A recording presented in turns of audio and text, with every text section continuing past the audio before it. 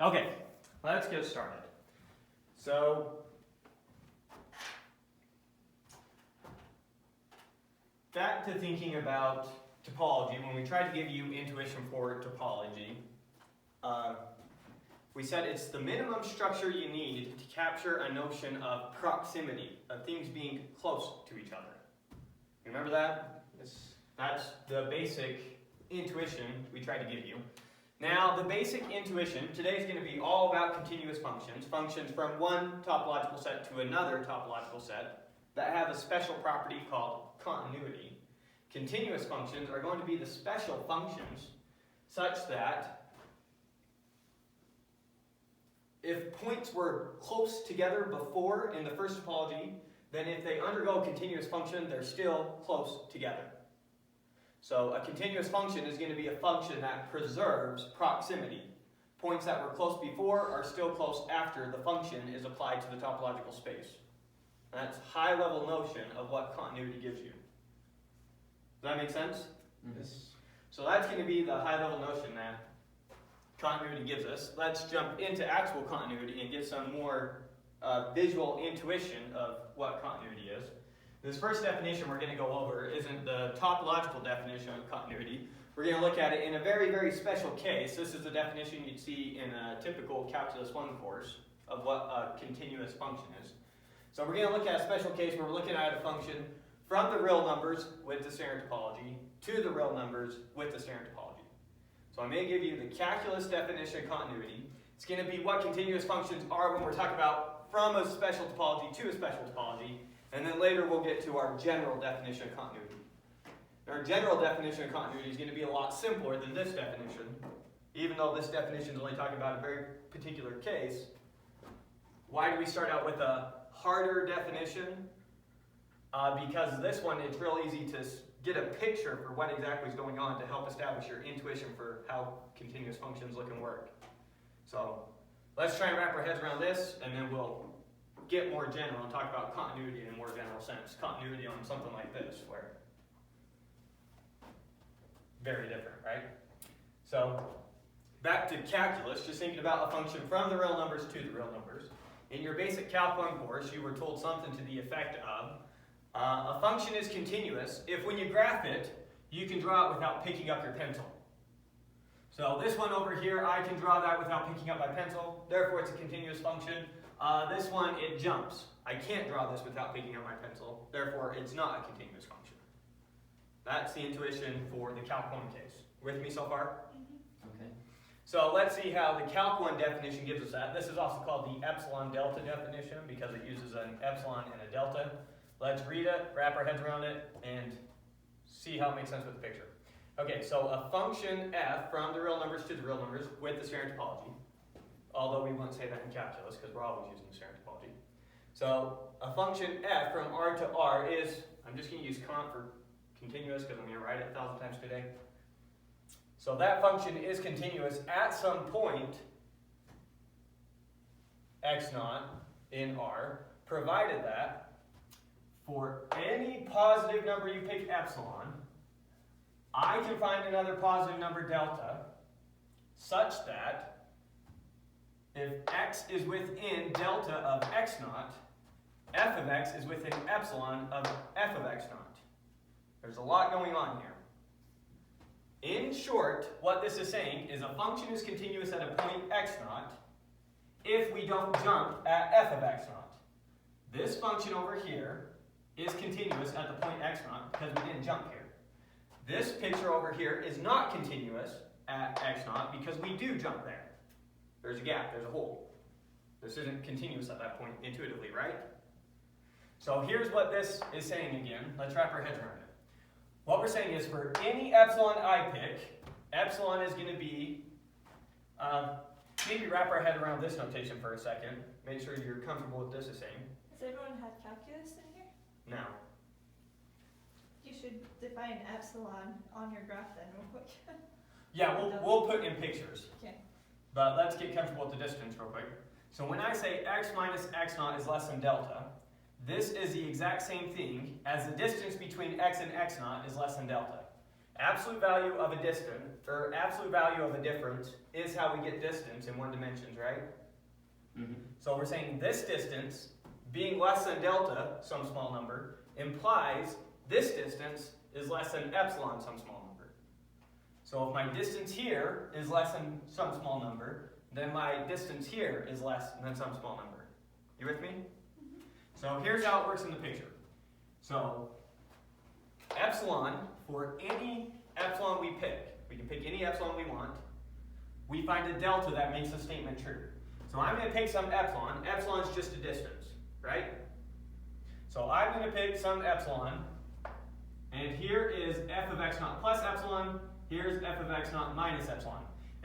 So this point right here, this is f of x naught plus epsilon, and this point right here is f of x naught minus epsilon. So epsilon is just that distance. You with me so far? Okay. So I'm saying for any epsilon I pick around this point, you better be able to find an interval around this point with deltas such that the image of all these points, what's the image of all these points? The image of all these points is, what does this point go to? This point goes here, this point goes here, this point goes here. So the image starts from here and it ends right there, roughly, right? Kind of. I need to pick a smaller interval. I made this too steep. Yeah. I should have thought better about this when I did that time. I'm going to pick a really small interval around this point, and you'll see why I need to do that here in a second. Really small interval. We can pick any delta we want. For any epsilon, there exists a delta. So I'm picking a really teeny tiny delta around this point, such that the image of all these points, so this point maps up to like right here, and this point maps up to like right here. So notice that the image of this whole interval gives us all these points, gives us, I'll put lines here. So if I plug all those points into the function, they come out right here, right? Mm-hmm. And notice that all these points are now within epsilon of f of x naught. Right. You see that? So for any interval you pick around f of x naught, I can find an interval around x naught such that the image of that whole interval is a subset of this interval. Okay. It's dense, there's a lot going on, so if we just need to stare at it for a second, that's fine. Or if I need to say it 2 more times, that's fine too. Well, just look at the other one now. Yeah, so this function is continuous. You can intuitively see now, if I would have made this smaller, you could have picked a smaller interval around there. If I would have made this smaller, you could have picked an even smaller interval. And no matter how close I made these together, if you zoom in enough, you could have made a small enough interval around here that this is always the case. That the image of this interval is always completely contained within this interval. Does that make intuitive sense? Okay. This function over here, we're saying is not continuous. What does that mean? If it's not continuous, then that means that I can find some epsilon to put around this point, I can find some interval to place around this point, such that no matter how teeny tiny of an interval you pick around this point, the image of your interval will not be inside this interval. So no matter how teeny tiny of an interval you pick around x naught, these points are still going to map to over here. These points will map to clear up here. And then notice, we get points down here way outside the interval. And no matter how teeny tiny you make that, you're always going to have points down here way outside the interval. So I found this interval such that no matter how teeny of an interval you make here, you can't get the image of all your points inside this interval. So it's not continuous at this point. Does that make sense? Let's read the definition one more time now that we've seen the pictures and see if it all makes sense. A function f from R to R is continuous at some point x naught in R, provided that for any epsilon you choose, I can find a delta such that if x is within delta of x naught, then f of x is within epsilon of f of x naught.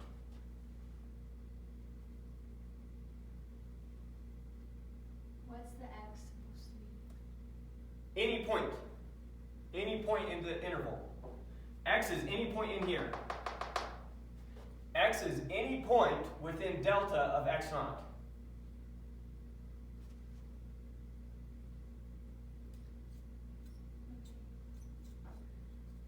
Also, why do you have x naught? Like, why is there just a point that you're basing all of this off? Well, all we're saying is that it's continuous at a point. We say it's continuous here. Oh, and it's also continuous here. Oh, and it's also continuous here. If it's continuous at every point on the function, then we call the whole function continuous. Right. So a function is continuous if it's continuous at every point. There are some continuous points on that. Right. This function is continuous here, here, here, here, here, here, here, here, here, here, here, here, here. The only place it's not continuous is at the jump. Everywhere else is continuous. So the whole function isn't continuous because there is some point where it's not continuous. But we could define a new function now with some restricted domain that is continuous, right? Okay, so that would be your basic epsilon delta definition of continuity in calculus. Pretty dense, a lot going on. We're not going to be using this definition directly. We're going to look at a topological equivalent of this definition that's easier for us to work with. But just want to make sure you understand it because for sure you're going to be seeing this several times in your life. Unless you go pursue nonsense like social sciences or whatever. Alright. Good with this? Ready to move on? Okay. Next. Let x and y be topological spaces. Then, so now we're going to go to our general definition of continuity. So this is what it was in calculus. This is going to be the definition we use in this class. And then later we'll show how this definition gives us this, and how they're really the same in this special case when we're talking about the standard topology on R. So in general, here's our definition of continuity. Very simple. Let x and y be topological spaces. Then a function f from x to y is continuous, provided that the pre-image of every open set in y is also open in x.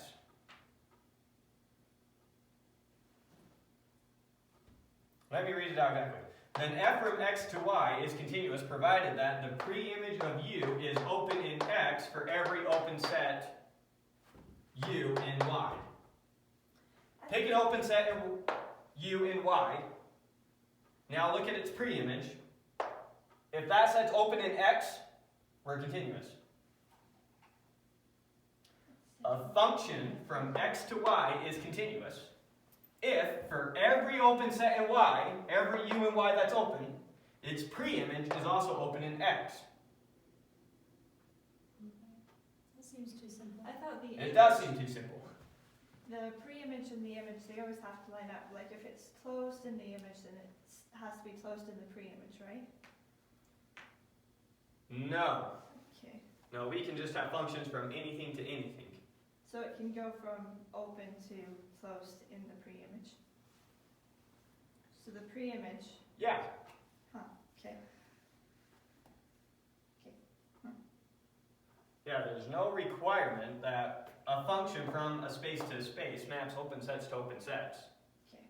Or it's not even the case that just because the pre-image of open sets are open, that the function maps open sets to open sets. It is still possible that f is continuous and it maps open sets to things that are not open sets. Notice what this definition says. This definition says that if a set is open over here, then its pre-image is open. Okay. It does not say if a set is open over here, then its image is open. That is not true. That's true a lot of the time, but it's not necessarily true. So a function is continuous if the pre-image of open sets are also open. That's it. That's all we need for continuity. There's no reason that this should appeal to your intuition that, oh yeah, that gives us proximity. We're talking about the philosophy of continuous functions. Holy crap. Gets pretty deep. Aristotle had a lot to say. Strange. Strange, yes. That is a very simple definition. Once again, a function f from a topological space to topological space, a topological space X to topological space Y is continuous if the preimage of every open set, so pick an open set over here, now look at its preimage. If its preimage is open, we're continuous. You have some examples? Yes. Do we feel like the definition's sinking in? It's making sense? Do we need to say it again? It's really simple, but it's also really abstract. Yeah. So what's Y over here? Y is the topological space. So Y has an associated. Y is a set with the topology tau sub Y, right? Yeah. And X over here has an associated topology tau sub X. What are we saying? We're saying look at every set in here. Look at its preimage. So pick a set in here, look at its preimage under this function. Look at all the points in here in X that map to it. If its preimage isn't a member of this, then it's not continuous. Oh. We're saying that the preimage of all the sets in here are sets in here.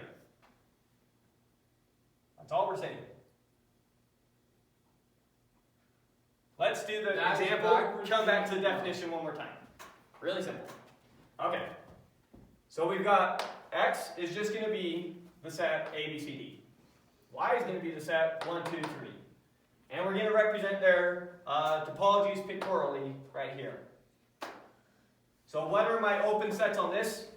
What are my open sets on X? The set AB, the set C, the set CD, the set ABC, and then the set ABCD. And then obviously the empty set, which we can't draw. What are my open sets on Y? The set 1, the set 2, the set 1, 2, and the set 1, 2, 3. With me so far? Yep. Okay, so we've got two sets with two topologies defined on. And now we've got three functions, f, g, and h. Our question, which of those are continuous and which ones aren't? So, let's start with f. Is f a continuous function? How do you check it? You need to check the preimage of every open set under f and see if it's open in X. So what are all our open sets here? 1, 2, Let's start with 1. 1, what's the preimage of 1? A and B. The set AB. The set AB is everything that maps to 1. Do you remember what preimage is? Am I losing you with that terminology? A little bit. We Yeah. remember it. I'm losing you Usually with it. What maps the Right. image? Yeah. Numbers. So let's draw simple functions like you saw in grade school. You saw a function like 1, 2, 3, 4, A, B, C, D, and then they went and drew some arrows. Maybe 1 goes to 2, 1 goes to B, 2 goes to B, 3 goes to A, 4 goes to D. There's a pictorial way of representing some function. Just maps these 4 elements like that, right? Mm-hmm. In this case, what's the preimage of A? So we'll call this function f. So what is the preimage of the set A? The preimage of everything in this set? 3, 2. That's just a set 3. When we do preimages of sets, they spit out sets. When we do preimages of just an element, well, typically means just an element, but when we're doing preimages over here, we're going to be talking about preimages of sets. So preimage of A was just 3. Okay, what was the preimage of B? 1 and 2. 1, 2. Right? Okay. And what was the preimage of C? Yeah. The empty set. And what was the preimage of D? 4. 4. That's it. That's all we're talking about. Preimage. Okay.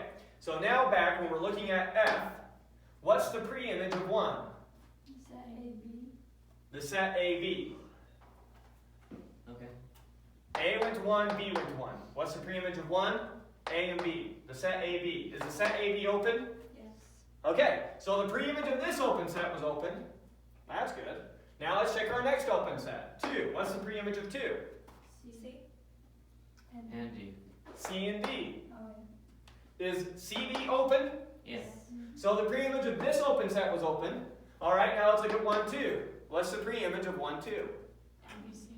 ABCD. ABCD. Is ABCD open? So the preimage of this open set was open. Now let's look at the preimage of 1, 2, 3. Also, A, B, C, D. Right? That's always going to be the case. The preimage of my whole range is always going to be my whole domain. Oh, okay. Right? So the preimage of 1, 2, 3 was an open set. So F is continuous. Right? The preimage of every open set is open. Look at every open set over here. Look at its preimage under F, and they were always open sets. It makes sense. Therefore, F is continuous. Right, if you're wondering, how on earth is this the same as what we were talking about over here? There's no reason. That should just appeal to your intuition. So, perfectly fine that doesn't quite make sense yet. Does it? Oh, okay. So it will eventually? Yeah, we'll connect. We will come back and prove this is true using this definition. Okay.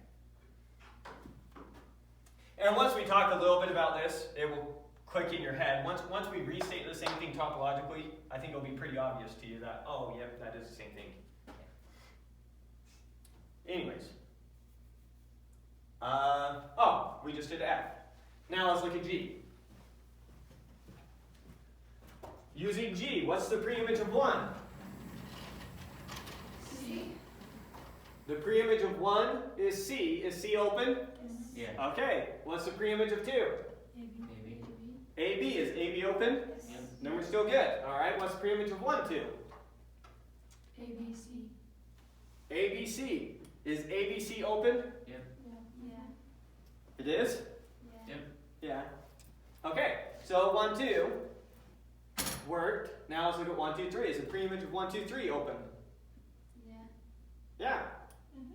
Okay, so G is continuous. Obviously. Now let's look at H. What about D3? So 3's not. You're looking at it wrong. We look at the preimage of open sets. Pick an open set here and look at its preimage. So just because D maps to 3 doesn't mean we need to look at the preimage of 3. 3 is not an open set. Right? Our open sets are 1, 2, maybe write this out so that we'll write these not only this way, but we'll also write them this way. So our topology on Y is equal to, well, it has the empty set, it has a set containing 1, it has a set containing 2, it has a set containing 1, 2, and then it has not X, Y. That's our topology on Y written out explicitly, right? And our topology on X written out explicitly is what?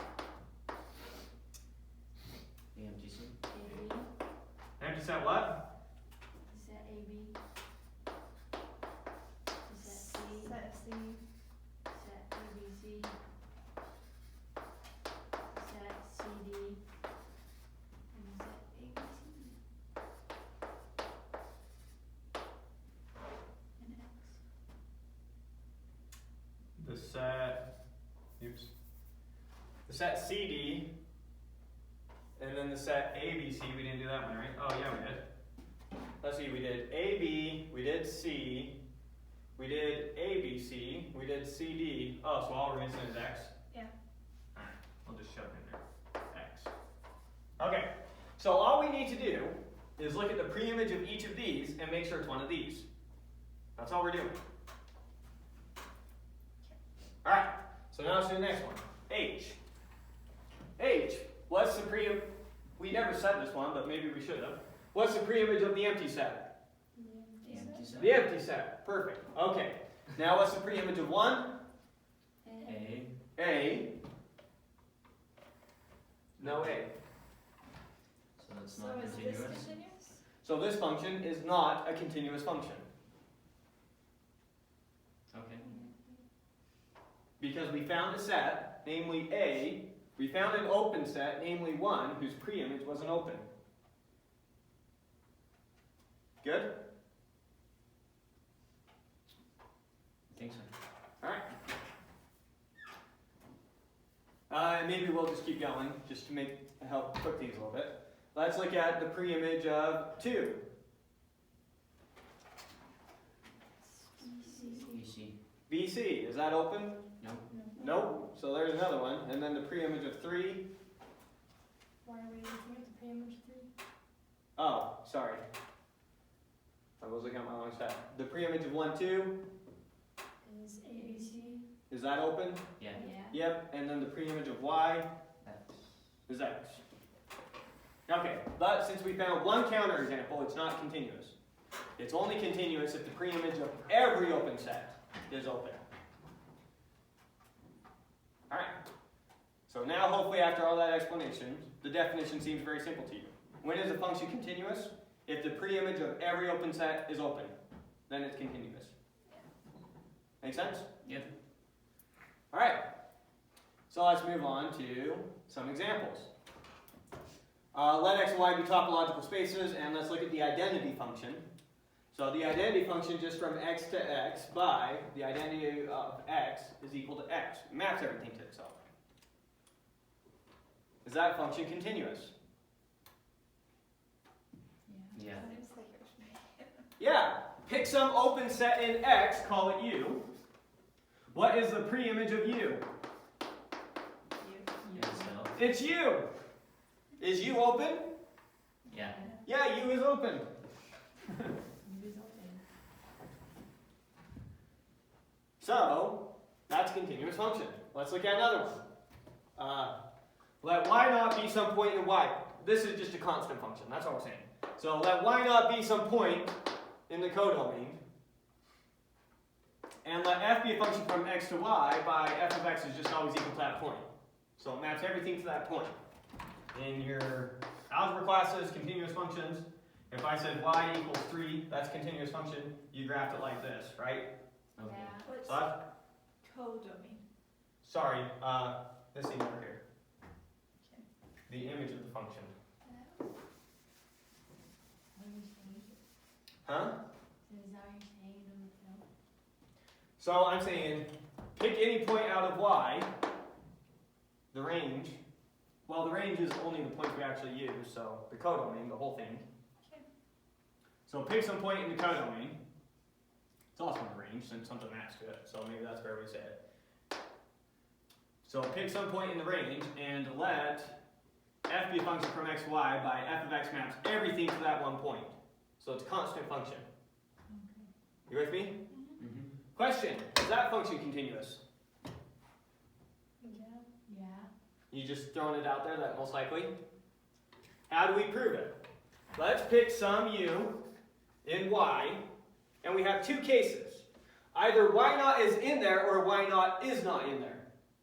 Right? Mm-hmm. Yeah. So we have two cases.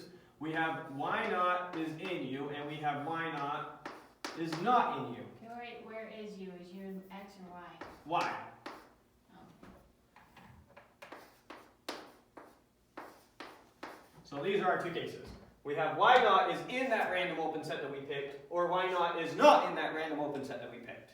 Right? If y naught is in the random open set that we picked, then what is the preimage of u?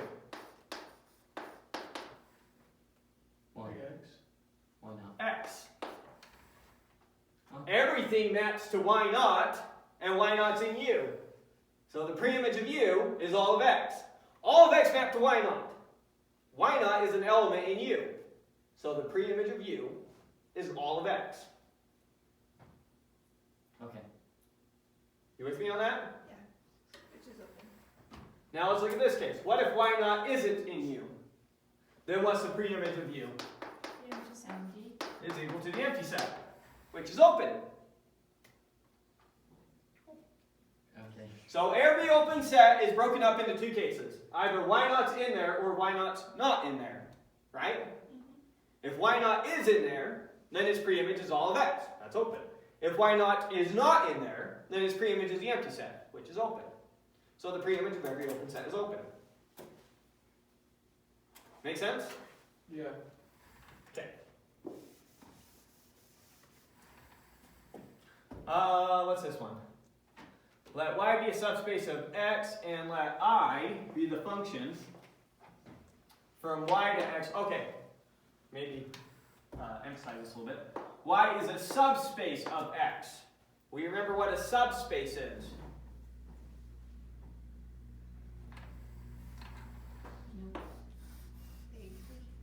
Here's x, and then y is some subset of x, but it gets the subspace topology. What do open sets in y look like? Open sets in X that intersect with Y. Right. V is open in y if and only if I can write it as u intersect y, where u is open in x. If V is open in y, then there exists some set u in x, some open set u in x, such that V is equal to u intersect with y. So, if we have, here's might be some V, and I'm wondering, is this set V open? How do I check that? I say, is there some set u in x? So V is just this part, and then use the whole circle. Are you with me? Yeah. I'll put the V right there. So V is just this set. Use this whole circle. V is open in y if and only if I can find some open set u in x such that V is equal to u intersected with y. Okay. Does that make sense? Yeah. That was our subspace topology. So keep track of the fact that that's what we're talking about here. Let y be a subspace of x. What's the subspace? V? No, y was a subspace. Oh, true, Y was. V was in Was open. V was in the topology on y if and only if I could find a u that was in the topology on x such that this was true. Okay. Subspace topology. Good? Alright, so let's read this again. Let y be a subspace of x, and let I, it's almost the identity function, but notice what it's doing. It's going from y to x, still just mapping every point to itself. So every point was mapped to itself, but it went from one topology to another topology. It went from open sets like this to open sets like this. How is that mapping into itself? Because if it includes points that's not. It can't include any points that aren't in y because its domain is y. So it's the identity function. All we did was change the topology in the domain and the codomain. You with me? So But it can go to anything in X. maybe we'll write this one out as an actual proof, and that will help, instead of just talking about it as an example. So, proof that I is continuous when defined as we have it down here. So let's prove it. So how do we prove that function is continuous? We need to show that the pre-image of any open set is open. So 1, let V be open. Oh wait, sorry. We're picking an open set in X. So I'll use U, and I'll try to keep using U's in my X's and V's in my Y's. Okay. Okay? So let U be any open set in Intersect. X, our codomain, Right. right? Because we're mapping from Y to X. You with me?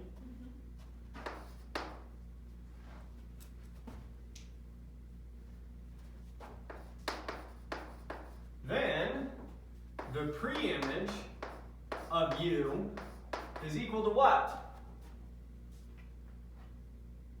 So Y. let's go back to our picture real quick. Here was X. Here was Y. U, it could be completely inside of Y. It could be completely outside of Y, but it could also be intersected like this, right? But it's for sure in X. So So is it this is our most complicated case, so let's look at it this way. U, if U, try and make those darker so that you can see it a little better. So there's U, some open set in X. What's the pre-image of U? It's just these points, right?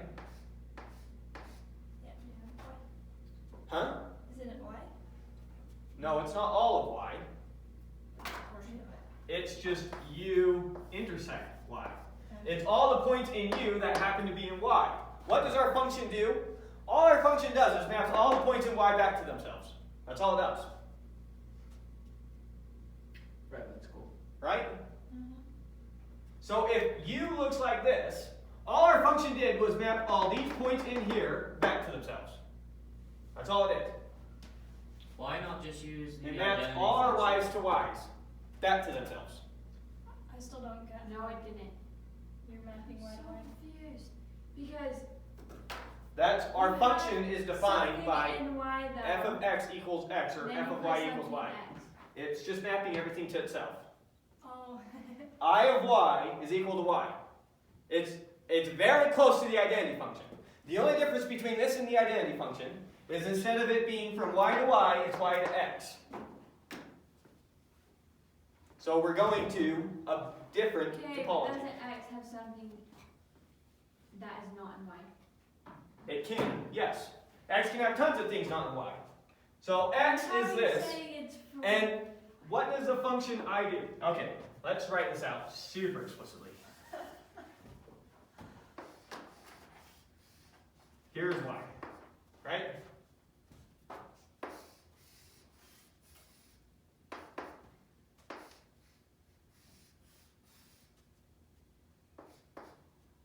Let's put the x out here. There's x. Here is y as a subspace of x, right?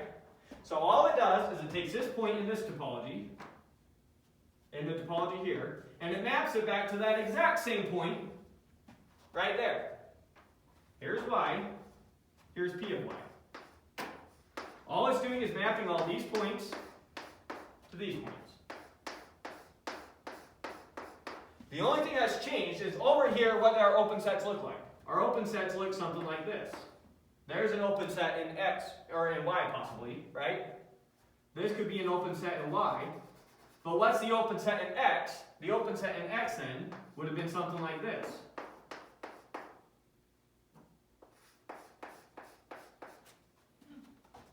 You with me? Isn't that Doesn't saying that include those more points in y map to some of the points in x? Yeah. If we map every point in y to that exact same point in y. Y happens to be a subset of x. But we mapped every point in y to itself. Oh, I see. We didn't use any points out here in our function. Our function just mapped these exact points to those exact points again. That's all it did.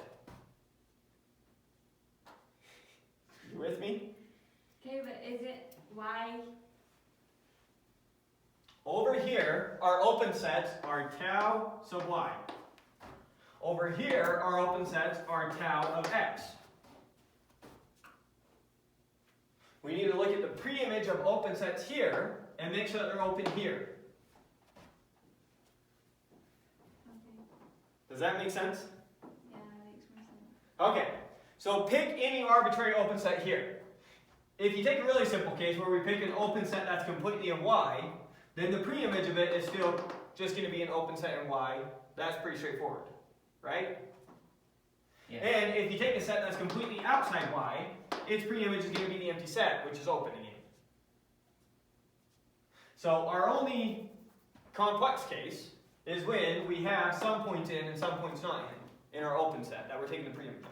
Because remember, we need to take the preimage of every open set in x and make sure that it's an open set in y. So for our open sets out here, their preimage was the empty set. For our open sets over here, their preimage is just whenever the open sets were already over here. But what's the preimage of this thing? It's this thing, right? So for every open set u in x, its preimage is all the points in u that were also in y. Because all the points come from y. Is that clicking? Yeah. It feels like the word preimage implies that there's a point in y that maps to part of the thing that you're taking the preimage of. We're talking about the preimage of a set now. That's one of the things I noted before, right? Every time I say preimage, now I'm saying preimage of sets, not preimage of just one point. Okay. So in that sense, it makes sense to talk about the preimage of the empty set. What's the preimage of the empty set? It's the empty set. And the preimage of some set that's not empty can still be the empty set. Nothing wrong with that. Anyways. Okay. So pick any open set U you want in X. What does the preimage of U look like? It's going to be all the points in U that are also in Y. Because our function only takes points in Y and maps them back to Y. That's all it does. So all our points in the preimage of U, all the points that got mapped into U, had to have been in Y. And since they were just mapped to themselves, are also still in U. Does that make sense? This has been a very good example to go over. I feel like we're covering a lot with a nice simple case before we get to complex stuff. No, that's good. If you're getting stuck on a simple example, then that means we're not getting over the hurdles with a more complex example. So does this make sense now? Yeah. Because we're done, right? U intersect Y, that's exactly what we mean by an open set in Y. A set is open in the subspace topology if and only if I can write it as an open set in X intersected with Y. That's how I know it's an open set in Y.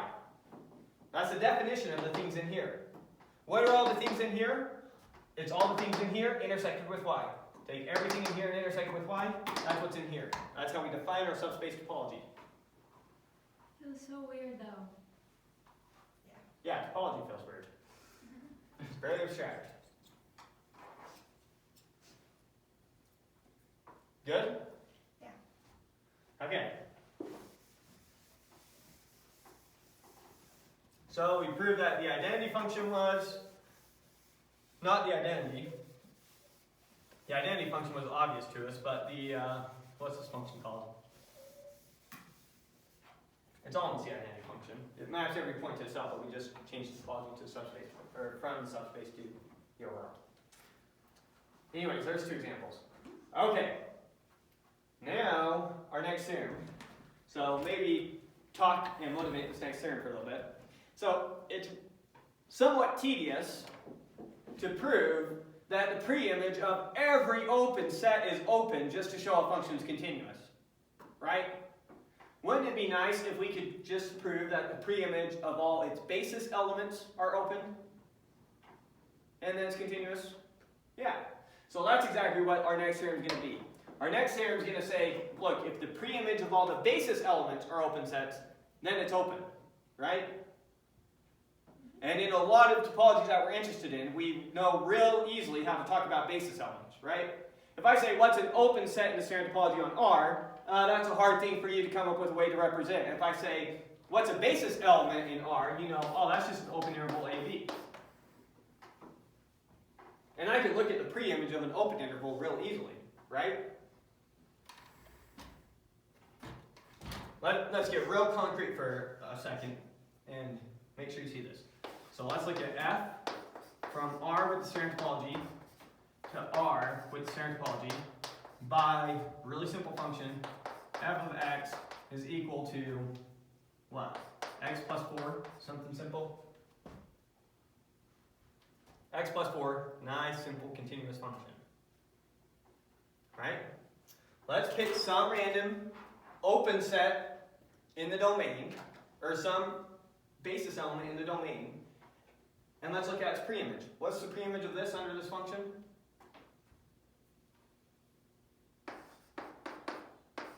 What's F inverse of this thing?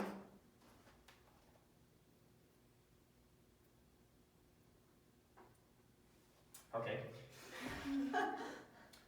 If A is my output, what was my input? A minus 4. Oh. And we're going to go all the way to B minus 4. Okay, there's the preimage. Right? If I were to plug these points into that function, I would get these points out. Do we need to go more concrete? No. If I were to take the interval 0 to 2 and plug it into this function, I would get out 4 to 6. That interval. Oh, okay. Okay, very Yeah, concrete. X and Y is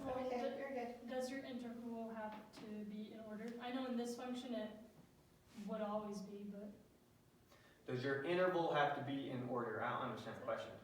like, Why is it minus 4? let's say you had, Pre-image, not the image. The image of AB would be A plus 4B plus 4. The pre-image, the thing that if you plug into this function you get AB is this. Okay. Pre-image. Okay, sorry, what? if you had a negative slope and we did the same thing, then like our pre-image, like the two values would be. Oh yeah, the fact that, yes, you're absolutely right in that just because my A was here, my B was here, doesn't mean that what A maps to is going to be here and what B maps to is going to be here. So you're saying order does matter? In the interval that the pre-image? I'm saying in this, with this function, it happened to be the case that what A mapped to was the left-hand thing here, and what B was mapped to from, what A was mapped to from was this thing, and what B was mapped to from was this thing. They could have very easily been flipped, it could have been completely different. We'll see an example with the square root function that it's all over the place. Yeah, that makes sense. Maybe we'll go back down to this example and come back up to the proof to help cement this in with some more concrete examples. So let's assume that we've already proved this. We've already proved that, look, if the pre-image of every basis element is open, then the function's continuous, okay? Let's pretend that we have that proof for a second, and let's come to this example. You with me? Yeah. What are basis elements when we're talking about the standard topology on real numbers? Open sets? Just open intervals A, B. That's what our basis elements look like. Just open intervals, right? So now if I can show that the pre-image of an open interval is still an open set, then the function's continuous. When we're talking about on the standard topology on the real numbers. And these examples are all going to be doing that. You with me? Really simple case. Okay.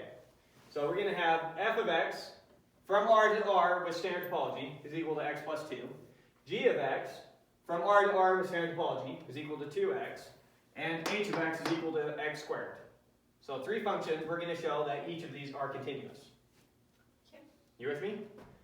So we grab some random basis element in the standard topology. This can be any basis element. We're going to prove that its pre-image is also open.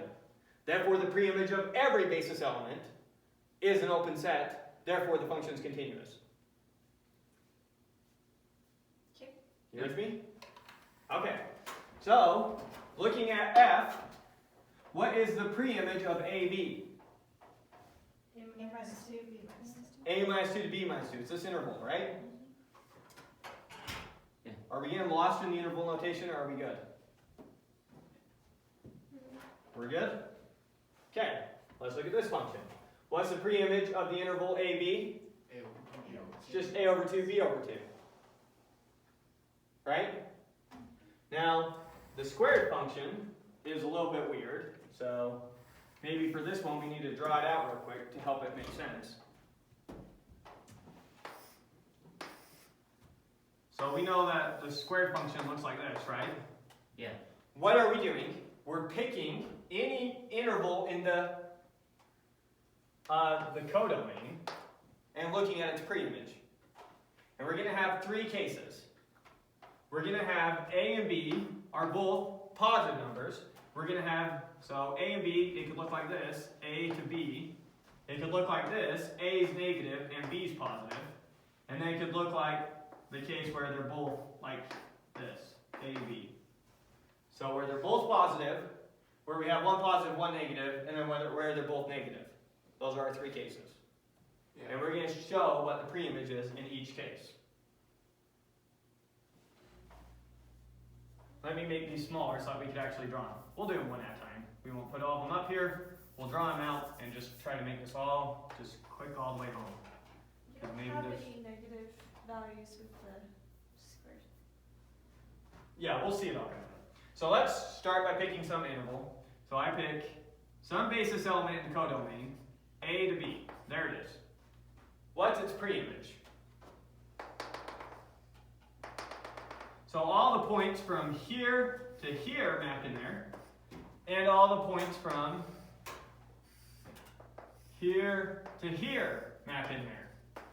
What's this point going to be? Square root of a.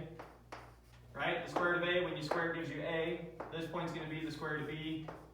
Yes. This point's going to be negative square root of a. And this point here is going to be negative square root of b. Right? Yeah. Negative square root of b when you square it gives you b. Negative square root of a when you square it gives you a.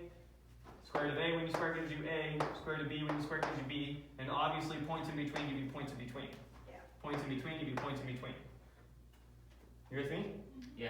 So, if our open interval is completely positive like this, then the pre-image is all these points union all these points.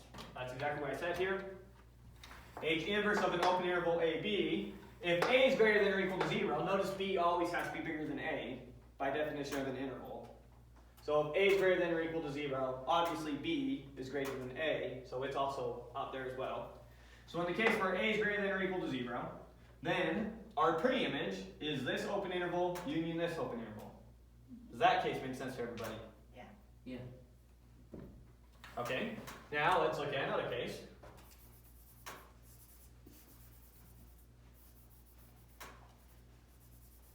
Maybe we don't care that much about those.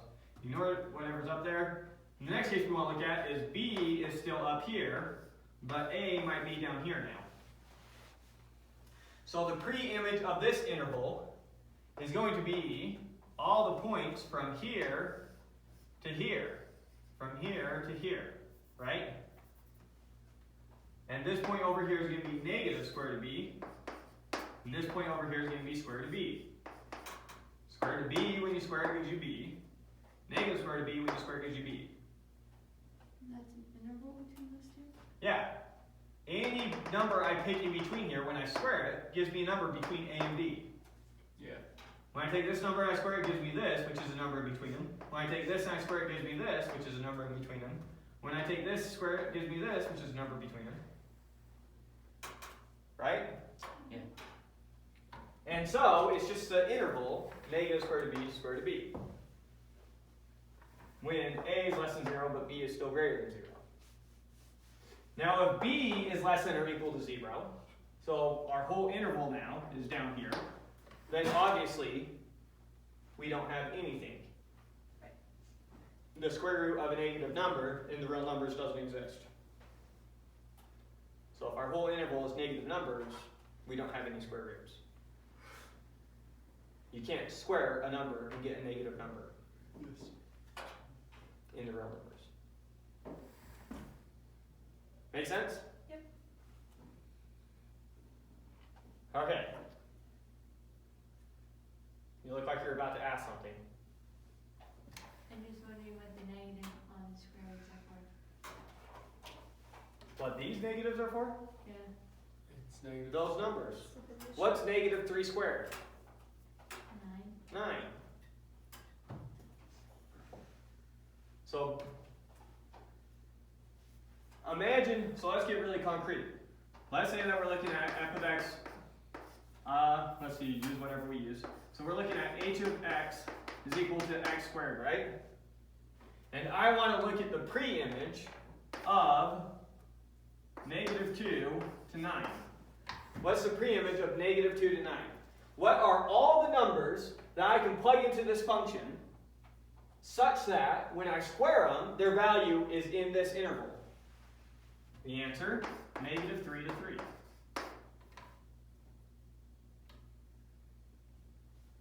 Negative 3 squared, 9. Negative 2 squared, 4. Negative 1 squared, 1. 0 squared, 0. 1 squared, 1. 2 squared, 4. 3 squared, 9.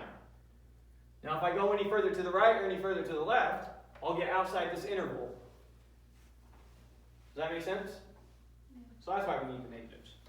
Because one way to say negative 3 is negative square root of 9. Same thing. Remember that our square root function is always a positive number. So square root of 9 is always 3, and so if I want to talk about negative 3, I put negative square root of 9. Make sense?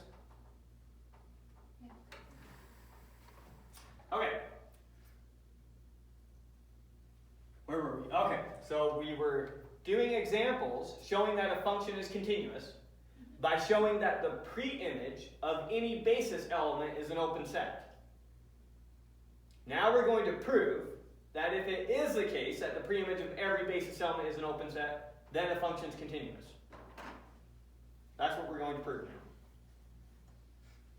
Make sense? So we're basically proving what we just used. Yeah. I decided let's come down and use examples with what we're going to prove to help it make sense what we're trying to prove.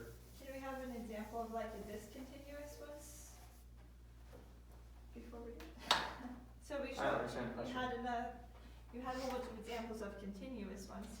Can you give an example of a discontinuous function and then show that the basis element is not open to that, while the preimage would not be open? Sure.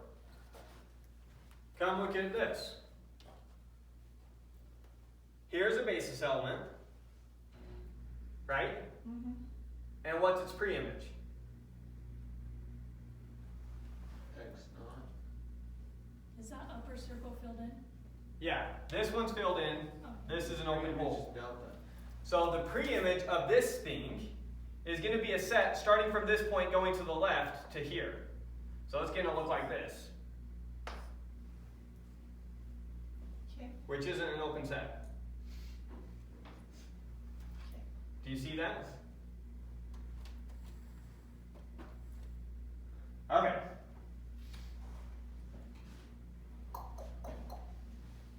Okay, this one.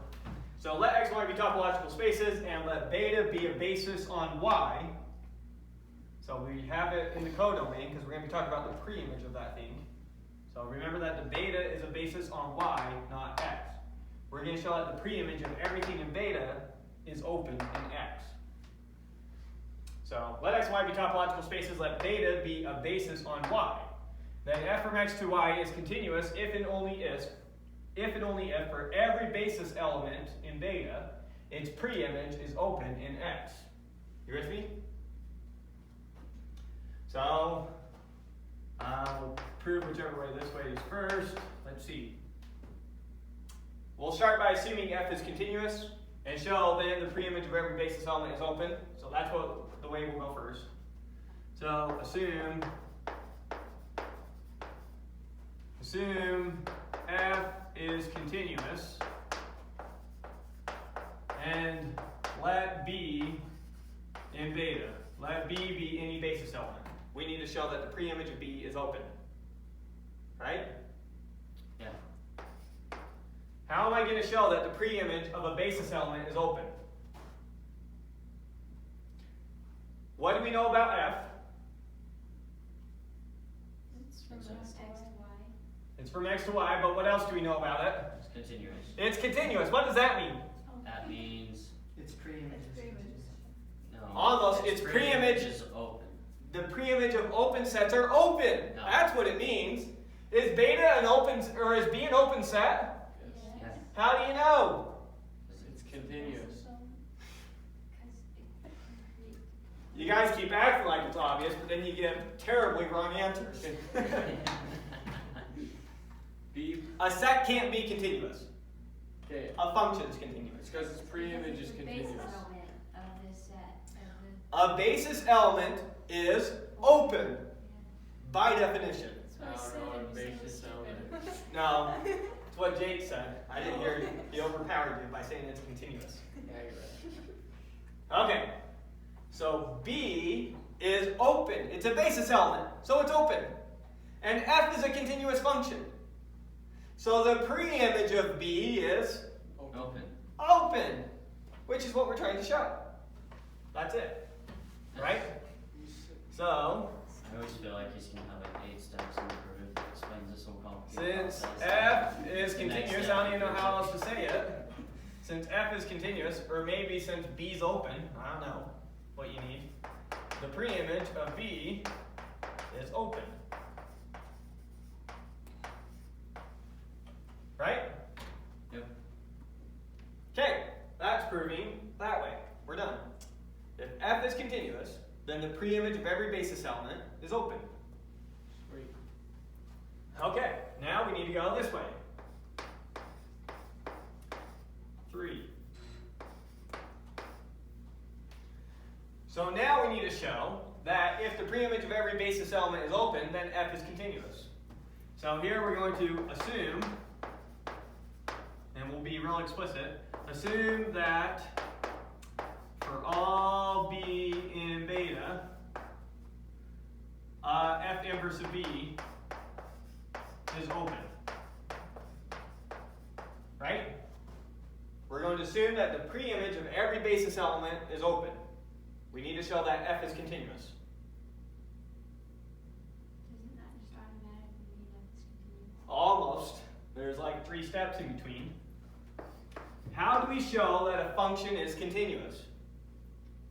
Every open set in Y.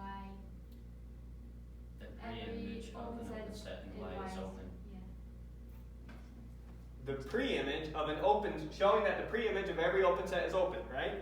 Yes. So we need to grab some random open set and show that its preimage is open. So, and we're going to try to reserve V's for open sets in Y and U's for open sets in X. So let V be any open set in Y. We need to show that the preimage of V is open and we're done, right? Okay. Maybe be real explicit with this. Observe that there exists some set of basis elements such that V is equal to their union. Mm-hmm.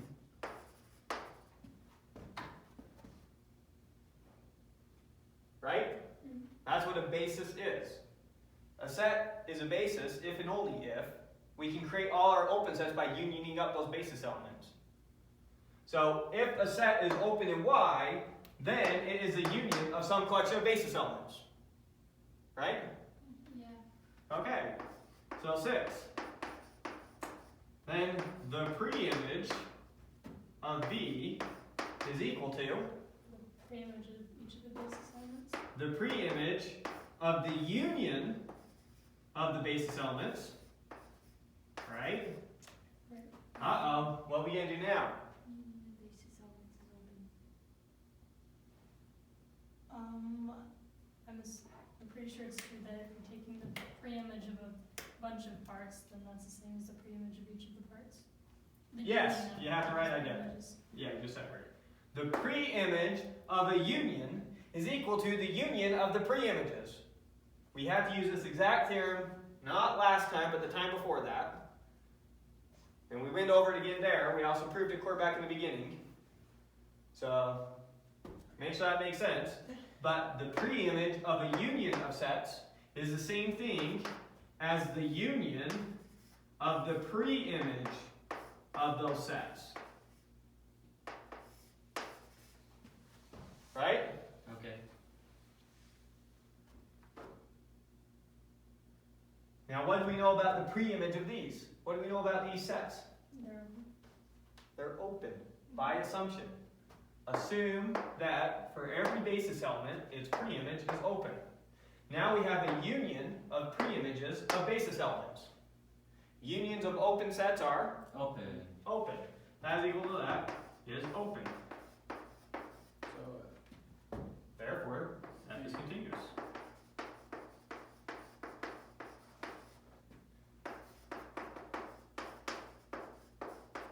Right? Any questions on that?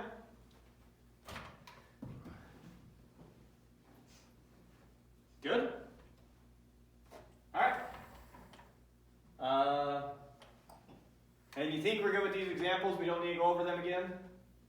Or do you want to go over them one more time now we did the proof? We're good? I think we Alright. So I did my squiggly line to make sure that I move my camera.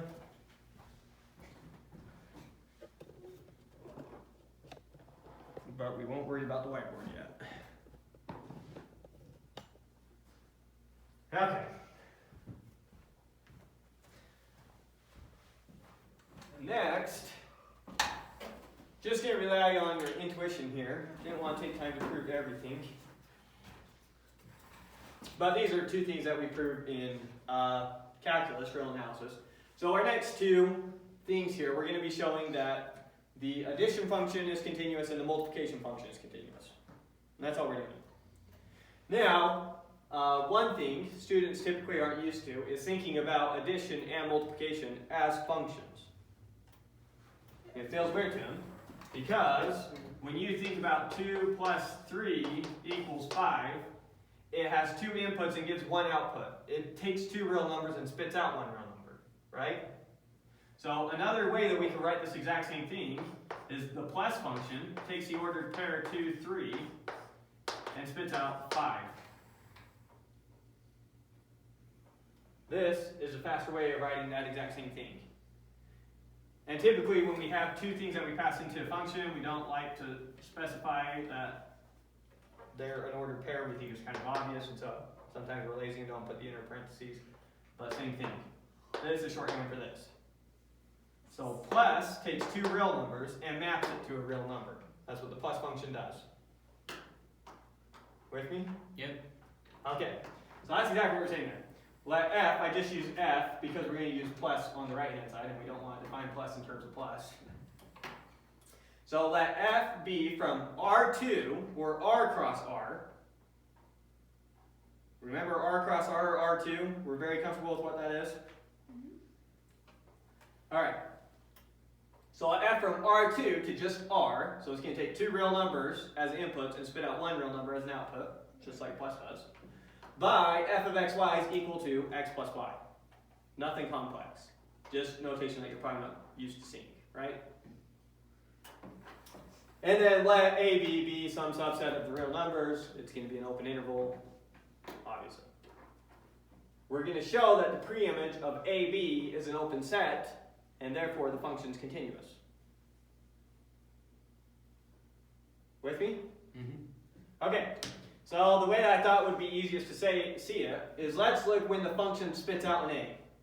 So the function spits out an A when x plus y is equal to A, or when y is equal to negative x plus A. What does that look like? That looks like just a number line whose y-intercept is A. A is just some random point. All I know is it's less than B. It's not necessarily negative. So all these points are the points whose sum is A. Is there anything weird about that? If y is equal to negative x plus A, then this line is all the points that satisfy this equation, which is the same thing as satisfying this equation. You're used to thinking about functions that way? Your lines on a graph? Okay. Similarly, if x plus y is equal to b, then y is equal to negative x plus b. Again, I don't know where the a is and I don't know where the b is. I just know that a is somewhere lower than b. So if we're looking at all the points in between, that's going to look like this set right here. So it doesn't include a, it doesn't include b, but all the points in between. Okay. So this is the preimage of the interval AB. You with me? And this is obviously an open set in R2 with the standard topology. Right? You can do this proof using the epsilon delta definition, and I would guess you also do that in basic calculus classes. I don't know. Do you remember? You just did it? You do? So there are basic ways to prove this. I want to give you a topological view of how this looks. Anything weird? I feel like you guys are checking out a little bit. Yeah, it's kind of weird. So you have the R2, which is a plane, and then it's going to just R cross R, and it's mapping to R. It's so taking. wouldn't that just be one line? R is just one line, right? So R cross R goes to just one line. So I am mapping each line, each point in here has a line mapped to it. Pick a point in here, A. What are all the points that map to A? This whole line. So the pre-image of just A is this line. The pre-image of just B is this line. We're mapping lines to points. Okay. So That makes sense. maybe draw this one more time, and if you want to view it as one entire map, we're taking all the lines with slope minus 1, all the lines with slope minus 1 in the entire plane, and we're mapping them to their y-intercept. That's what the plus function does. That's one way you can think about it if you want.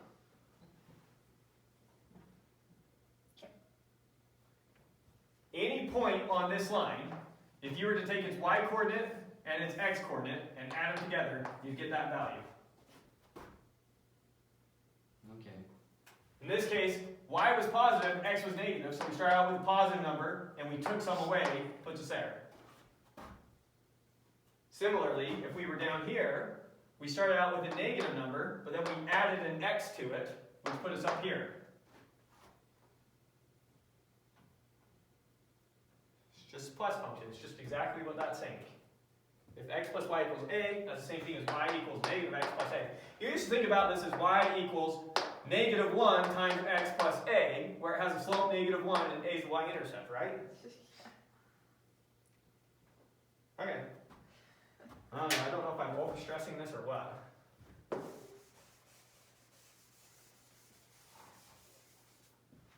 You feel comfortable with that plus example? Anything need to explain more? The multiplies example is a little bit more complicated. So, not going to be as intuitive, but it's a very similar idea. So, multiplication function, same thing. It goes from r squared to r. When you give it two numbers, it spits out the product, right? And so, if you were to plug into your calculator x times y equals a, then you would get you get a hyperbola with a bottom part right here and a top part right here. And the smaller the number, the closer to the origin it is. And the bigger the number, the further out. So x times y equals b is this line and this line. X times y equals a is this line and this line.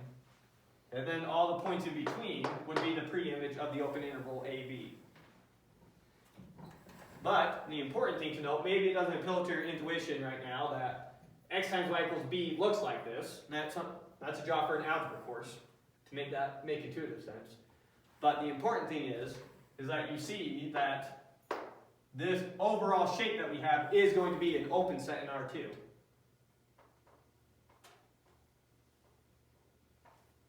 that make sense? I think so. Okay. What was that? Oh, that was just when we were talking. Okay, and then once you have that addition is continuous and multiplication is continuous, we can now talk about all polynomial functions. Is there anyone here who isn't comfortable with what a polynomial function is? Okay. Maybe if I just go straight to here, you can see it, and if it still needs more explanation, let's explain better. So a polynomial function is a function of this form, where a naught, a1, all the way up to an are just some real numbers, and x is your variable, and n is just some natural number. So if your function can be expressed this way, it's a polynomial. Let me give you one example of a polynomial. F of x equal to, let's see, pi x cubed plus 19x squared minus 32. Here's a polynomial. A sub 0 is negative 32, a sub 1 is 0, a sub 2 is 19, and a sub 3 is pi. Does that make sense? What? So this is the same thing as pi x cubed plus 0x squared, or 19x squared,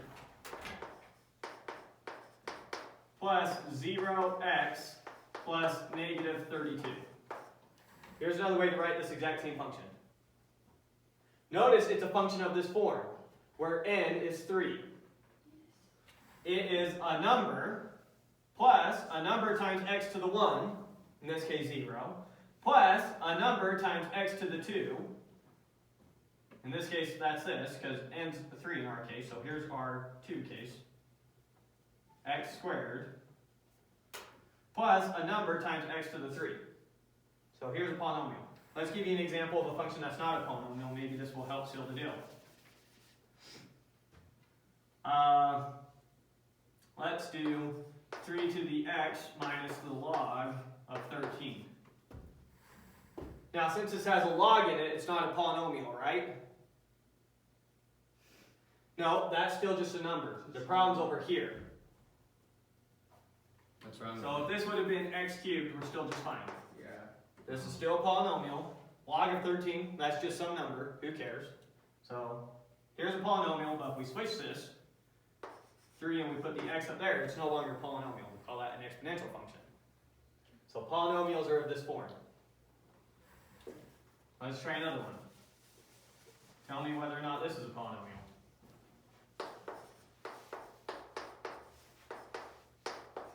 Is that a polynomial? No. No. What is even happening? Oh, that's a 1/2. Oh, sorry. Seems like a Does that look like a 12 or something? 1/2. Yeah. Sorry. 1/2. oh, So x to the 1/2. No. That's not x to the 0. That's not x to the 1. That's not x to the 2. That's not x to the n. So since that's not a natural number, no, this is not a polynomial function. Okay. Everyone feel like they can understand polynomial functions now. Now, for those of you comfortable with sigma notation, here's how we generally write an nth degree polynomial. The sum from I equals 0 to n of a sub I times x to the I. We call an nth degree polynomial. It has n terms where its base power is n. Notice that's shorthand for writing this. An nth degree polynomial. Same thing. Good? Yep. Okay. Anyways, back to what we're talking about. Every polynomial function, from the real numbers to the real numbers by this, is going to be continuous.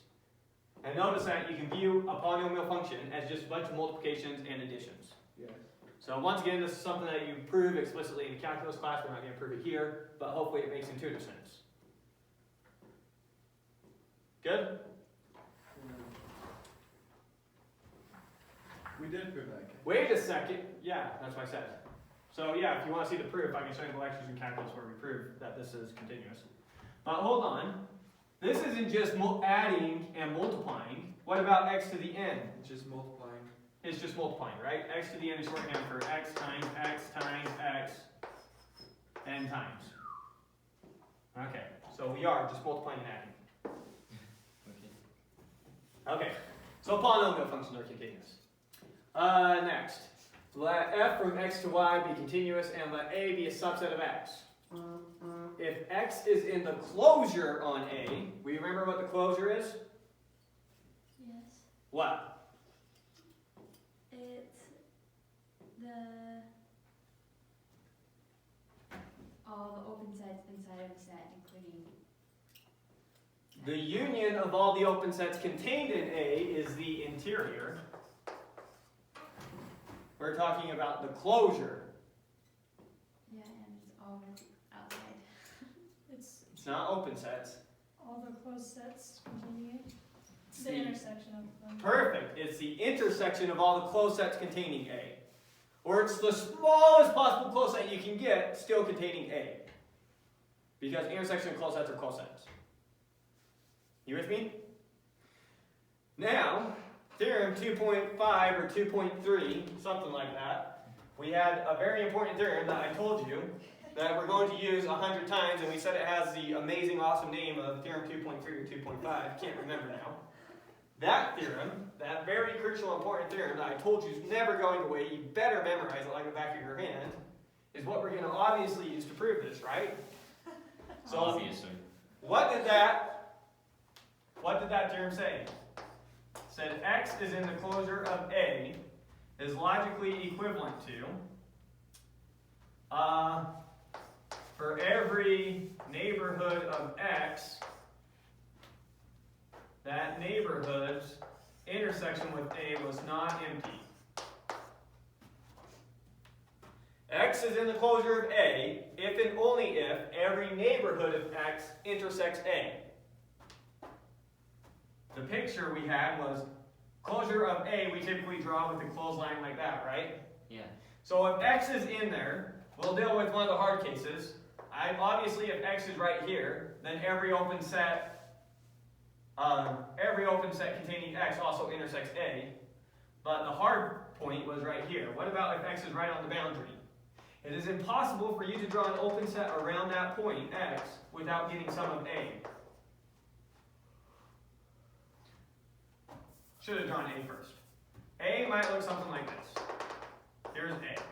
Then the closure of A looks like this. So if we have x here, every open set containing x, if x is in the closure of A, also intersects A a little bit too. It doesn't just include boundary points, it's going to include some of those interior points. Does that make sense? Is this theorem starting to come back to you? Mm-hmm. And very crucial, I told you that the theorem is one that is just as important that you understand it this way as a contrapositive way.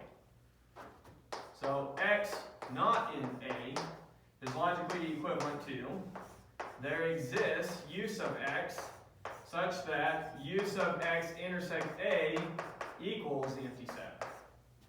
If I can find an open set containing x that doesn't intersect A, then x is not in the closure of A. Does that make sense?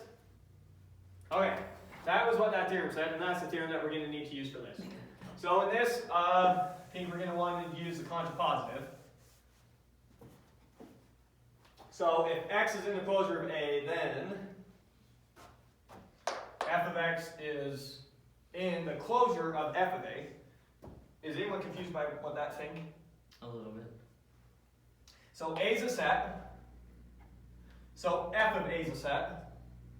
And just like the closure of A is the smallest closed set containing A, the closure of f of A is the smallest closed set containing A. So we have, let me draw two pictures here. A might look something like this, right? Mm-hmm. And then the closure on A is going to look something like this. Now our function, so this is over here in x, we might also be, I guess I'll reference that picture later. And then over here y, when we take A and we map it, that might give us some set like this, who knows. There's f of A, but then the closure of f of A is going to look like this thing. Right? Can I hear you? Yes. So mapping this into here, we're saying if we're going to prove that if x is in the closure of A, so if x is inside the closure of A, then f of x is inside the closure of f of A. That's what we're going to prove. Okay. Okay. And the way that we want to do this is the contrapositive. Notice that the reason that we want the contrapositive is that it gives us a set to talk about. I erased the theorem. You'll see why we want the contrapositive. Because the second I say it, then we'll have an open set that we can talk about. So, proving the contrapositive. One, assume f of x is not in f of A closure. Isn't that by way of contradiction? No, we're going to do the contrapositive. We're going to show not this implies not this. We're not going to prove contradiction. We could have done contradiction. We could have said assume x is in the closure of A, and assume by way of contradiction that f of x is not in here, and then show that contradicts this. But same thing. Contrapositive, I think, is the easier way to view it, though. So we're going to show not this implies not this. Do we all remember the contrapositive? A implies B is logically equivalent to not B implies not A. Yep. If I'm wearing shoes implies I'm wearing socks. I'm not wearing socks implies I'm not wearing shoes. Yeah. Okay. So assume f of x is not in f of A, and then by that theorem, then by 2.5 or whatever it is, what do we know? There exists u of f of x, sorry, v. We'll use v for our open sets in over here. There is this v of f of x, a neighborhood of f of x, some neighborhood containing that point, some open set containing f of x, such that v f of x intersect f of a equals the empty set. With me so far? Okay, here's what we're going to do. Oh, I did a u down here. I can just change that easy enough. This right here is our v. And then over here, we're going to be talking about the preimage v. So here's how our picture is going to work. So we're saying, assume that f of x is not in the closure on f of a. Using theorem 2.5 then, there must be some open set, v of f of x, v sub f of x, some neighborhood of f of x, some open set containing f of x, that does not intersect f of a at all. Right? And then, we know that since f is continuous, then the preimage of this thing is also open. And since f of x is in v, then x has to be in the preimage of v, right? Mm-hmm. So then we have an open set containing x, and since none of f of a was in here, then none of a can be in here. So we have an open set containing x that doesn't intersect a. Therefore, x is not in the closure of a.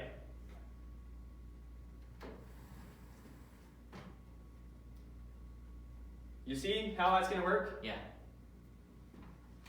Okay. So assume f of x is not in the closure of a. Then by theorem 2.5, there exists that, such that that's true.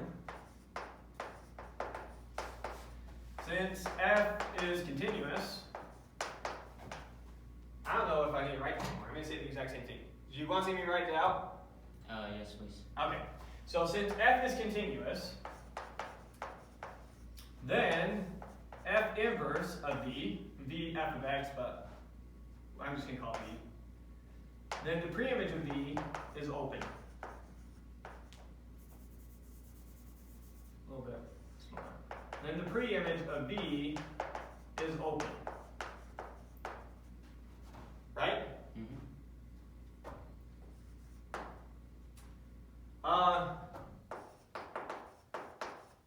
Since v intersect f of a is equal to the empty set, comma, then f inverse of v intersect a equals the empty set. Since v doesn't have anything in common with f of a, then the preimage of v cannot have anything in common with the preimage of f of a. If they don't have any of the same outputs, then they couldn't have had the same inputs. Does that make sense? Mm-hmm. Okay. Since f of x is in v,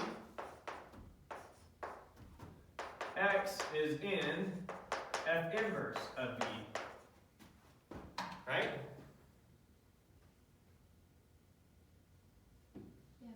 Yeah.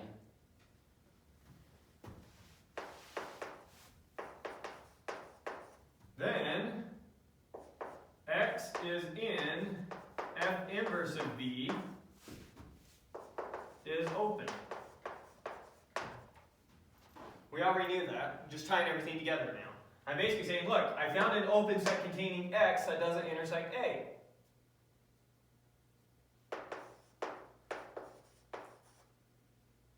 By 2.5, x is not in a closure. We found an open set containing x, and we knew that that open set intersected with a was empty. We found an open set containing x whose intersection with a is empty. Therefore, x is not in the closure of a. Mm-hmm. The contrapositive 2.5. That's the end of our proof. Make sense? Okay. Now back to our epsilon delta definition. So our epsilon delta definition with all those epsilons and deltas and absolute values is kind of messy. So we're going to restate the epsilon delta definition now, just using good old simple topological terms. Here's what the epsilon delta definition says, basically. It says a function f from x to y is continuous if for every open set V containing f of x, there exists an open set u of x in x such that the image of u of x is V. Let me say that looking at this picture for a second and then we'll come back. Pick a point f of x naught. We just said f of x over there, but here we're saying f of x naught. For any open set containing it, or for any open interval around it, the function's continuous if I can find an open set in x such that the image of the open set is a subset of my initial open set. Let me put names here. This set right here, we're calling V. This set right here, we're calling U. Epsilon delta. Our function is continuous at this point. If every open set V containing this point, for every open set V containing this point, I can find an open set U containing x in our domain such that the image of U is a subset of V. That's the way Ariel always put it. So the function is continuous, the function is continuous at f of x. I forgot to say that, at f of x. So the function is continuous at f of x if and only if for every open set V containing f of x, every open set in our range, there exists an open set containing x in our domain such that the image of our open set in our domain is a subset of the open set in our range. Everything in our domain, the image of the set in our domain is a subset of the set in our codomain or range. Yep. That's all it's saying. You see that? And notice that this is a lot easier to work with, topologically speaking, than that thing over there. So now we'll prove that these are the same. This is continuous at a point. So is continuous at f of x. And then if it's continuous at every f of x, then the whole function is continuous. So when I go up here, I think I'm going to talk about it just being a continuous function, and we're going to say for every point. Can't. I was right about to just erase that and move on, even with that message there. How terrible.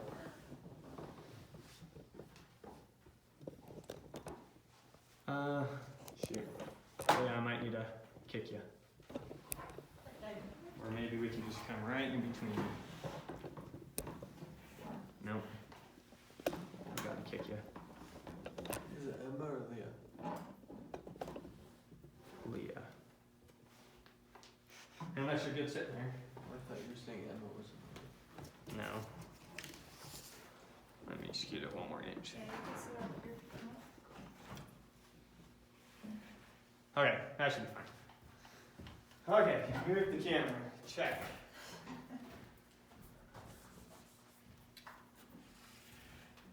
Let's see. So, now we're proving that epsilon delta definition for a continuous function and our regular definition are the exact same thing. So a function f from x to y is continuous if and only if for every point, because now I'm going to say that the whole function is continuous. We were down here, we said continuous at a point. Now I'm saying the whole function is continuous. So the whole function is continuous if and only if for every point. So pick an x, and if every open set V and Y containing the image of that point,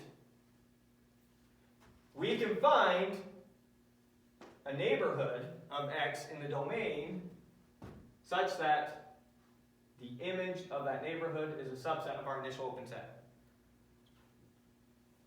Yes. I think if we start proving this real quick, what it's giving us. Okay. So here's what we need to do.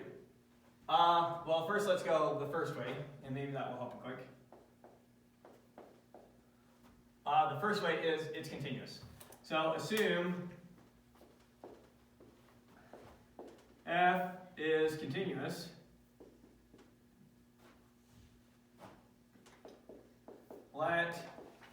be any point in X, and let V be any open set in Y such that f of X is in V. Okay. There's our start. So we need to show, so we're assuming f is continuous, and we need to show that for any point you pick, and for any open set containing the image of that point, I can find a neighborhood of the point such that the image of that neighborhood is a subset of the open set containing the image of the point. I feel like my saying it is more confusing than what I have written there when you just look at it. So now what do I need to do? I need to find a u sub x. I need to find a neighborhood u containing x such that the image of u sub x is a subset of e. That's all I need to do now. You just literally use your picture. 2. Let u equal the preimage of v.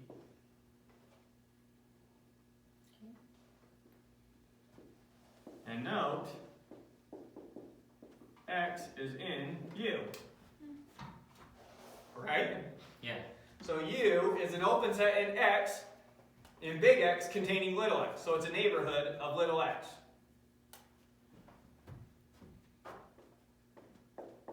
Then, what do we have? We have f of u, what's that equal to? V, which is a subset of what? V. Nice. And we're done. So it sounds like a mouthful, but what we did is pretty simple. So let's go over what we did one more time. Okay. So you pick any x you want, and you pick any v you want that contains the image of x. That's what you give me. What's my job? My job now is to find a u sub x such that f of u sub x is a subset of v. Right? So, pick any x you want and pick any v you want containing that. What's the u I find? I just take the preimage of the set. Whatever set v you give me containing f of x, I take its preimage which contains x, and that satisfies this condition. We're done. Good? Okay, now let's go the other way.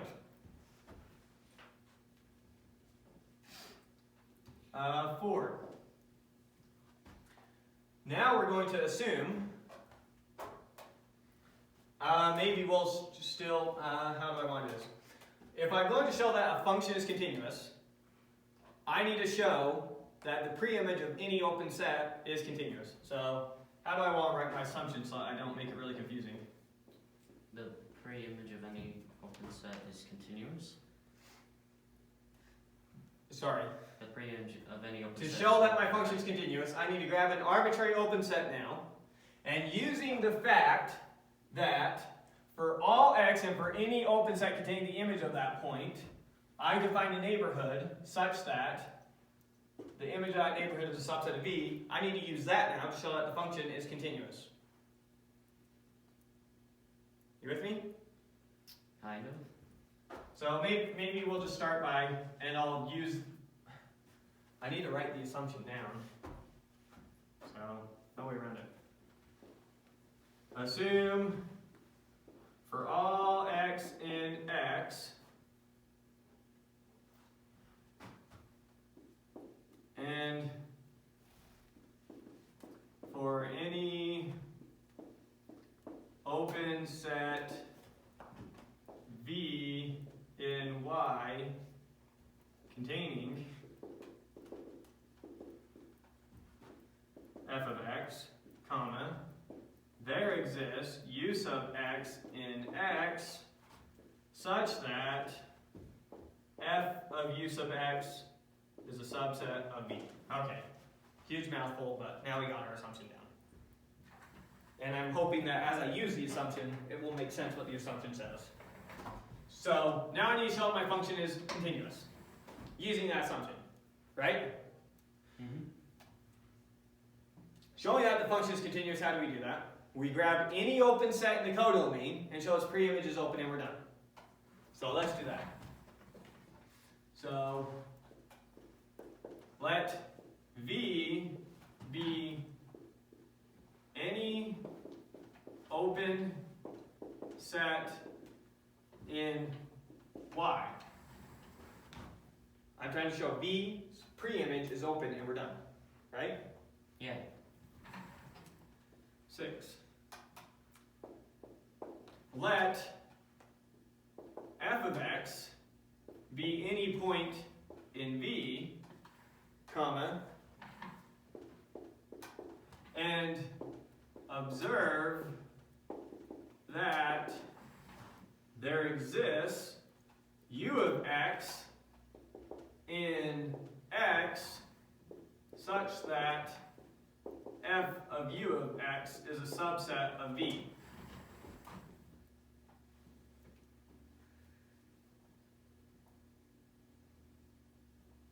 That's using our assumption. Our assumption says, so we have an open set V.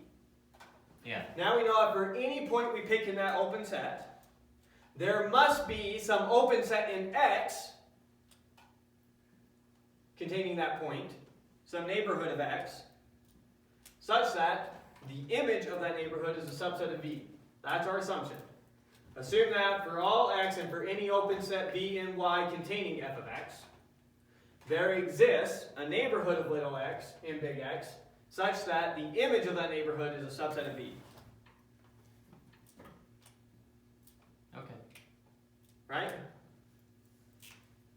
And we can do that for every f of x in V.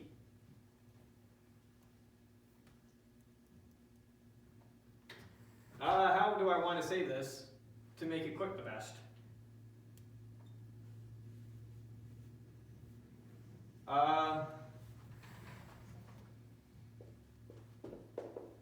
Then, let's see.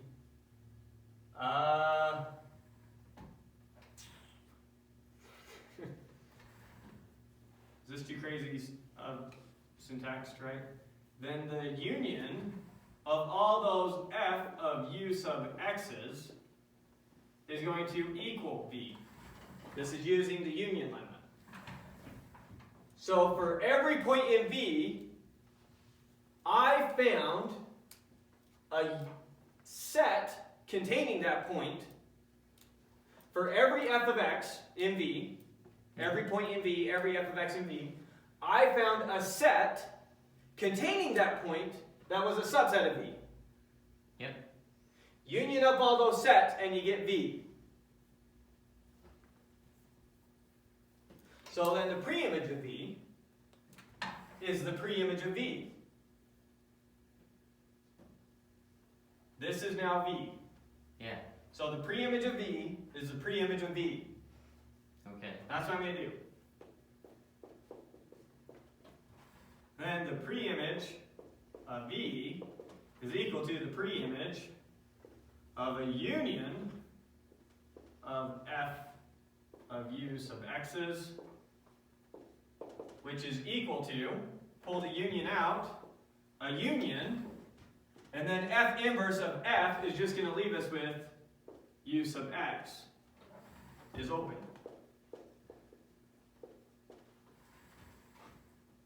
Did you follow how the f's are canceling out? Yeah. Okay. Therefore it's continuous.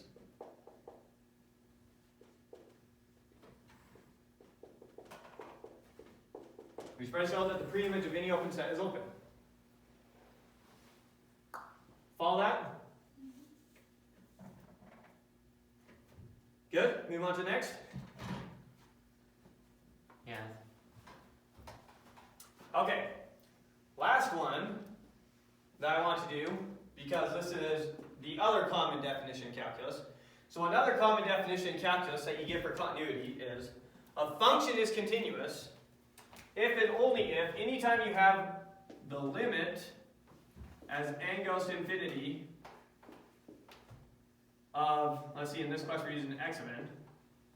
If the limit as n goes to infinity of x of n is equal to x, then the limit as n goes to infinity of f of x of n is equal to f of x. if this being true implies this is true, your function is continuous. If any time a sequence converges, then the image of the sequence converges to the image of the point. So if a sequence converges to a point, and the image of the sequence converges to the image of a point, then the function is continuous at that point. That's another common calculus definition for continuity. That's one that I use for continuous, and we proved the epsilon delta definition from this one. So, I'm going to show you how our definition, we're just going to go one way on this one. Just going to show you how our definition of continuity gives us this other definition of continuity. So assume f from x to y is continuous. Then we're going to show that if a sequence xn in x converges to some point x naught in big X, then the sequence of the image of xn in y converges to f of x naught in y. You understand what we're proving? Yeah. You good with taking the image of a sequence and that just gives you another sequence? Maybe let's do that real quick. Let's do a typical sequence. So a typical sequence might be something like 1 over n squared, right? Typical sequence? Yeah. This is the same thing as 1 over 1, 1 over 4, 1 over 9, goes on forever. Sequence is never ending, it's infinite. And give me some function, any function, doesn't matter. We'll pick the function f of x equal to 2x. So now, what is the sequence f of 1 over n squared? It's just equal to 2 over 1, 2 over 4, 2 over 9, etc. Right. So a function f is continuous. We're going to show if a function f is continuous, then if this sequence converges to a point, then this sequence converges to the image of that point. So what does this sequence converge to? 0. 0, right? You remember what converge means to intuitively? It gets closer and closer to 0. Yeah. So this gets closer and closer to 0. So the limit of 1 over n squared of this is 0. So we're trying to show that the limit of f of 1 over n squared is equal to f of 0.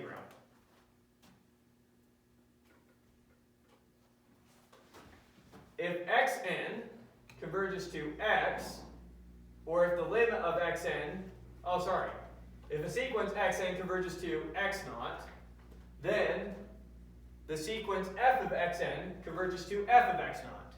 If a sequence converges to 0, then the image of the sequence converges to the image of 0.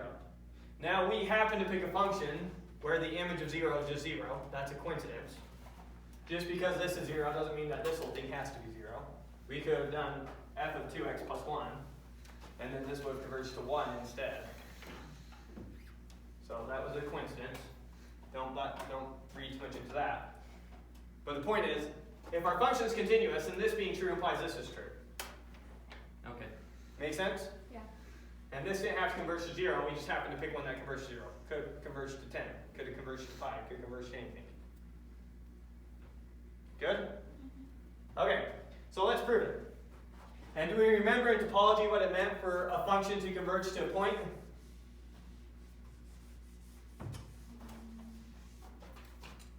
Get Something closer. about It means that there exists some neighborhood containing that point, and some index big N, such that all the points in the sequence from big N onwards are in that neighborhood. Yeah. See, I said it pretty much. So let's just draw some random picture to hopefully help. So I've got some sequence, and it's getting closer and closer and closer to x naught. You with me? So over here we have x sub 1, x sub 2, x sub 3, x sub 4, x sub 5, blah, blah, blah. And it goes infinitely, constantly getting closer and closer and closer. So we said a sequence converges to a point if and only if for any neighborhood I pick around this point, so pick some open set containing that point, there comes a point in the sequence such that all the terms in my sequence after this point are inside the open set. Right. So if there exists mu sub x, there exists mu sub x and there exists big N such that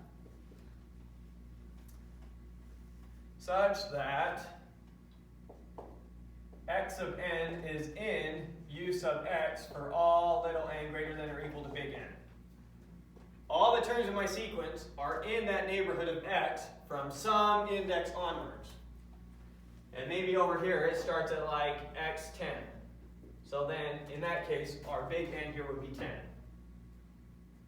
Where this open set around x naught is u, in this case, x naught, because we're saying converges to x naught. Over here, I was saying converges to x.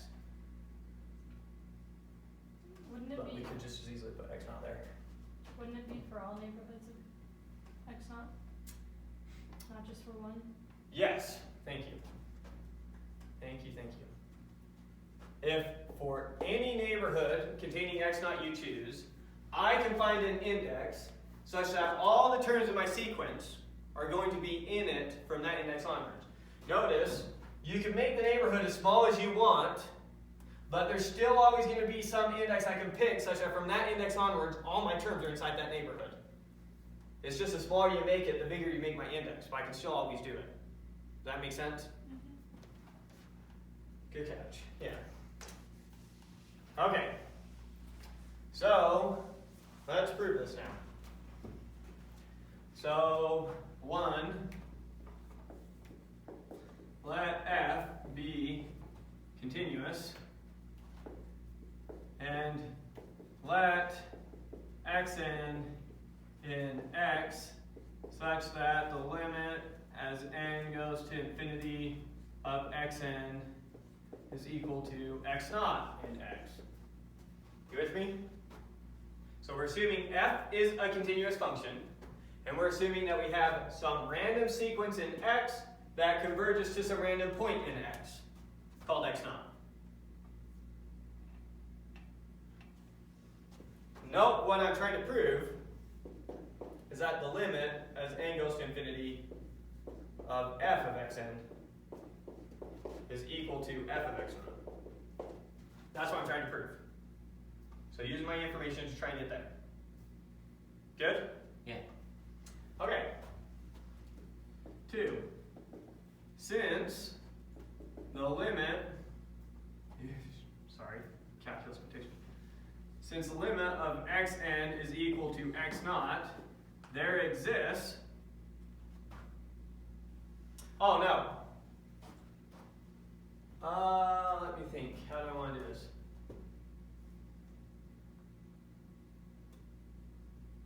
Pick any open set containing it. Oh, I need to pick any open set containing f of x naught. Okay, that's what I need to do. So how am I going to show that this is true? I need to pick any random open set containing f of x naught and show that from some index onwards, all these terms are in that open set. Right? So that's what I need to start with. Let's see what we use for that. Let V be any open set containing f of x. So my goal is to find an index now, big N, such that f of xn from big N onwards is in V. And I'm done. So that's where I'm trying to go now.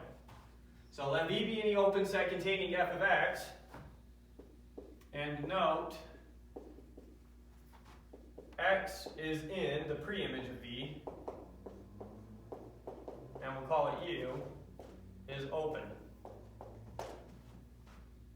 Because f is continuous. F is continuous, so the preimage of open sets are open.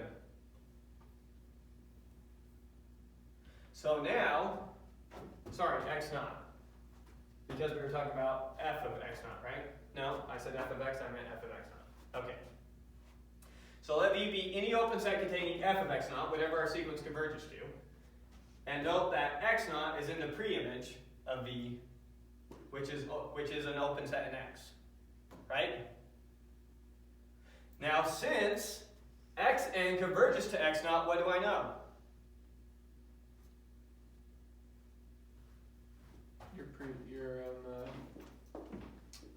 Your f of x converges to f of x naught. Since the limit of xn is equal to x naught, comma, then there must exist some big N in the naturals such that xn is in U for all x, or for all n greater than or equal to big N.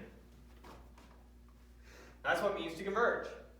If xn converges to x naught, then for any neighborhood containing x naught, for any open set containing x naught, there must be some index big N such that my whole sequence is in that open set from that index onwards. That's what we were explaining before I started the proof, right? Yeah. So, if xn is in U, then